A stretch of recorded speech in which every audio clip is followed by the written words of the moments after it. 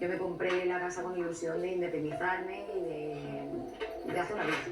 Pero cuál es mi sorpresa de que el Euribor pues sube, baja y un mes estás pagando 600 euros, otro mes estás pagando 900, otro mes 1000 y tienes que vivir con eso y pagarlo como puedas para no perder la casa. La hipoteca hay que pagarla, pero la gasolina ha subido. Comprar carne ha subido, comprar pescado ha subido, comprar pescado fresco una locura, porque no somos uno, somos cuatro. ¿Qué hago? Yo estoy dispuesta a pagar, pero no como. ¿Por pagar? ¿Qué hacemos? ¿No mantenemos a nuestros hijos por pagar? ¿Eso es lo que quieren?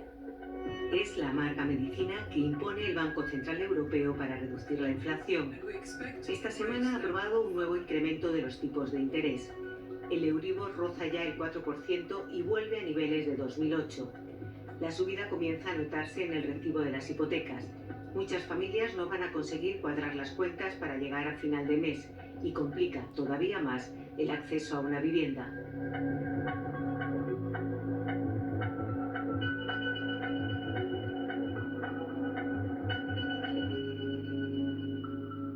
Venga, señora, vamos a hacer una charla informativa sobre abuso bancario esta tarde, ¿vale? Ahí viene la dirección. Vamos a hablar sobre el abuso bancario, la comisión de apertura, la subida del Euribor que está machacando a los hipotecados. Esta plataforma surgió hace una década para reclamar las cláusulas abusivas de los bancos. Hoy la pregunta que más contestan es ¿cuánto va a subir mi hipoteca? El Euribor comienza a subir en febrero del año pasado.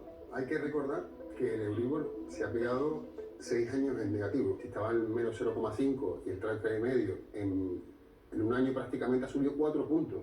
Cada punto son, pues, en una hipoteca media como 120, 130 euros por cada punto que suba nuestra hipoteca. Los préstamos contratados con tipo variable se revisan cada 6 o 12 meses para actualizarse con el Euribor y es ahora cuando la subida comienza a reflejarse en el recibo. Eso está ocasionando que aumente el estrés económico de muchos hogares, o lo que es lo mismo, que las familias tengan que destinar más del 30% de sus ingresos al pago de la vivienda. La presidenta del Banco Central Europeo no es consciente de la situación de vulnerabilidad que tenemos, por lo menos aquí en España, porque no tenemos los sueldos que afortunadamente tienen allí en Alemania. Aquí el que te quiten 300 euros de más en tu nómina para regalárselo al banco condiciona el que tú puedas seguir o no puedas seguir pagando tu hipoteca, evidentemente. La tengo revisable cada 6 meses y la verdad es que ha subido bastante. Al final me estoy planteando la venta de la vivienda porque evidentemente llega un punto que ya no se puede eso solventar de ninguna forma. La hipoteca antes pues la pagaba con el 30% de mi sueldo y ahora con la subida esta pues necesito el 50% de mi sueldo solamente para pagar la hipoteca. Preferí tipo fijo porque mis padres en su día la hicieron variable, le subió muchísimo y eso al final tenía miedo y dije fijo y menos mal. El 75% de las hipotecas de nuestro país son variables. En total, más de 4 millones de hogares doblemente perjudicados, porque este nuevo gasto se suma a la pérdida de poder adquisitivo como consecuencia de la inflación. Hace 2 años que estamos viviendo una escalada de los precios. Comenzó tras la crisis de producción de la pandemia y la guerra de Ucrania y su impacto en el suministro energético contribuyó después a crear una tormenta perfecta. Esto nos ha llevado a que la inflación ha arrastrado los precios a niveles donde ha habido que tocar los tipos de interés. No hay otro mecanismo de controlar la inflación que no sea más que tocar los tipos de interés, porque eso retrae dinero del sistema, se evita el pedir préstamos, en definitiva no calentar la demanda. Si sube el precio del dinero, nos endeudamos menos. Si la demanda baja, también lo harán los precios. Es la estrategia del Banco Central Europeo, cuya misión principal es mantener los niveles de inflación por debajo del 2% en la zona euro. La subida de tipos de interés ataca algo que no está en las raíces propias de la inflación. En las raíces de la inflación tenemos nuestra dependencia de los combustibles fósiles, nuestra forma de movernos, de producir las mercancías, también de mover las mercancías. Tenemos una economía por excusas, que dicen los economistas que un sector de las empresas ha aprovechado la inflación primera para incrementar su margen de beneficio. Evidentemente, el tipo de interés no ataja estas dos razones y tampoco ataja los problemas que trae ya el cambio climático, que los tenemos aquí, con sequías depredadoras, donde la producción de alimentos va a caer y por tanto vamos a tener una inflación crónica de alimentos que no se resuelve con una subida de los tipos de interés. Hay una cuestión que son la diferencia entre las medidas de corto plazo y las medidas de largo plazo. Es decir, tú en el corto plazo tomas una medida que puede ser muy mala para la gente, por ejemplo, si nos centramos en lo que estamos hablando, es decir, tú subes los tipos de interés, eso va a hacer que la gente, lógicamente, se empobrezca. Pero es que no hacerlo a largo plazo es peor. No llegamos, ¿no? No llega, ¿y tú? Todo lo que nos han subido. Madre De mía. 474 a No, no. 740. 360. Mónica y Juan Antonio pagaban 474 euros de hipoteca al mes. En octubre les llegó la primera subida.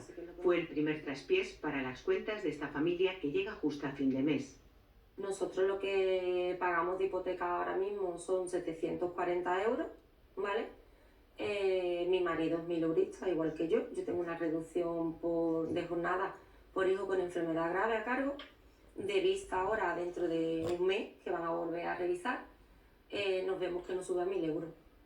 Yo no puedo destinar un sueldo solamente a mi hipoteca, porque con el otro sueldo no me llegan los gastos del niño, gastos de terapia, gastos de alimentación, gastos de medicación. Cuando una familia detecte que la cuota hipotecaria le puede crear problemas para el pago, lo primero que tiene que hacer es dirigirse a su entidad financiera, a su acreedor, y exponerle la situación. Si son salarios de los más reducidos, de 1.500, 1.000, 2.000, porque hay, bueno, pues para esos actúa el Código de Buenas Prácticas. Ahí hay tomadas unas medidas de alargamiento de plazo, de tipos de interés más bajos, para que efectivamente el impacto de la cuota sea menor. La familia de Mónica cumple los requisitos del Código de Buenas Prácticas acordado entre el gobierno y los bancos. Sus ingresos no llegan a los 30.000 euros al año y el precio de su vivienda no supera los 300.000. Suscribirse a estas medidas destinadas a proteger a los hogares más vulnerables es una decisión voluntaria de cada entidad financiera.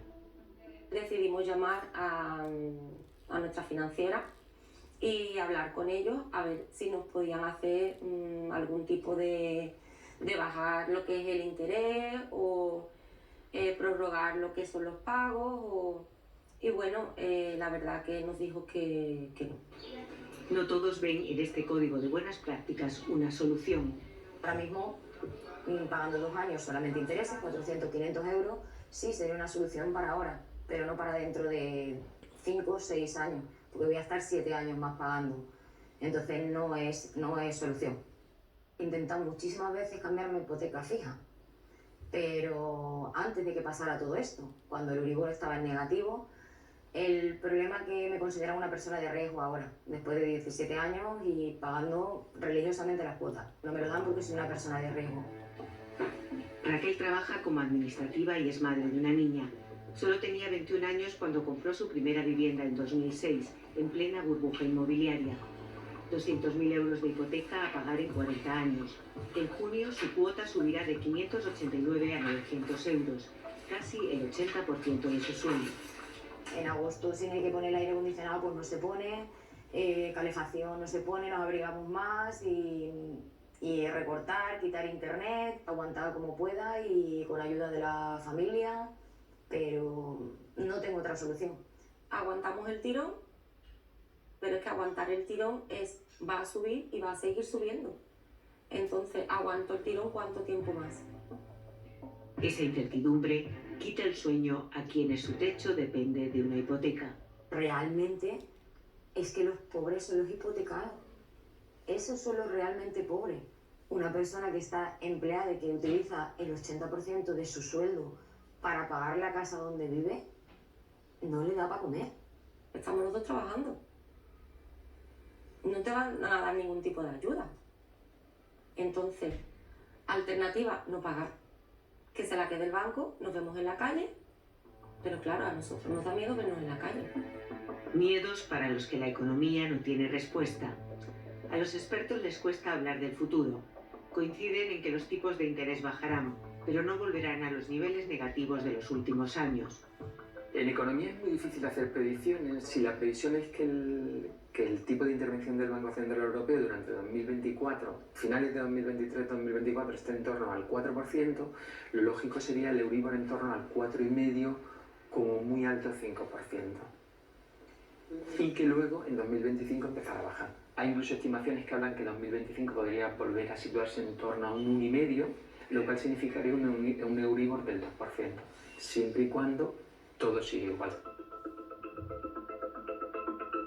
La subida del Euribor no solo afecta a aquellos que tienen hipoteca, también a quienes tenían previsto adquirir una vivienda. En 2022, pagando una cuota de 700 euros al mes de un crédito a amortizar en 30 años, podíamos comprar una casa por encima de los 300.000 euros. Como por ejemplo esta, que se encuentra en un barrio residencial y tiene garaje, piscina, 3 dormitorios y 2 baños. En 2023, con el Euribor por encima del 3%, esta capacidad de compra se ha reducido. Con la misma mensualidad, 700 euros, y con los mismos años de hipoteca, solo podemos optar a una vivienda que ronde los 200.000 euros. Eso se traduce en un piso más pequeño, sin piscina ni garaje, y donde tenemos que renunciar a una habitación o a uno de los baños. Las familias prefieren comprar, seguimos teniendo esa idea los andaluces sobre todo, pero el comprador tiene el problema que el precio de la vivienda ha subido, en ciudades como Málaga ha subido hasta un 15%, y el tema de las hipotecas ha pasado exactamente igual. Eso frenará a los compradores que necesitan financiación, pero atraerá a otros.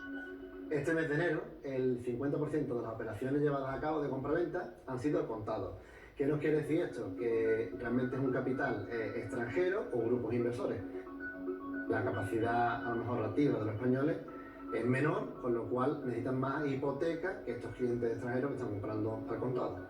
Llevamos buscando piso unos 6 o 7 meses y yo creo que el problema principal de nuestra generación es que es imposible poder comprar una vivienda porque no tenemos para aportar la entrada al banco.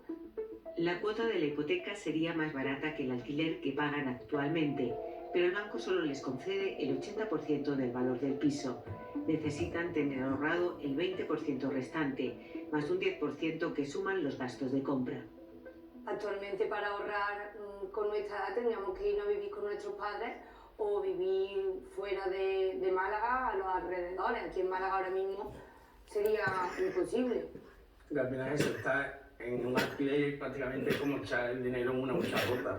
Hay muy poca oferta y hay muchísima demanda. Lo mismo es en un alquiler que en una compra, que hay escasez de pisos. Entonces, pues, todo eso hace una montaña cada vez más alta y es difícil escalarla.